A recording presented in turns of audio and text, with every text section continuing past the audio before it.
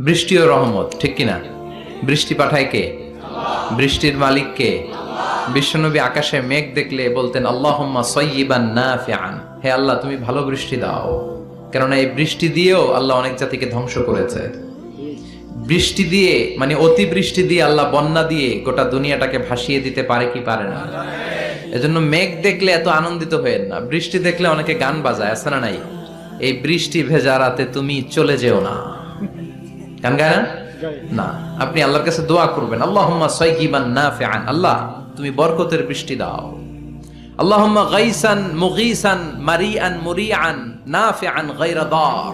বিষ্ণুই পড়তেন আল্লাহ এই বৃষ্টিটা যেন উপকারী হয়, এই বৃষ্টি থেকে যেন ঘাস লতা পাতা কিছু পায়, এই বৃষ্টিটা যেন আমাদের জন্য বরকতময় হয়, যেন কল্যাণময় হয়, কোনো ক্ষতির কারণ যেন না হয়, তুমি কবুল করো।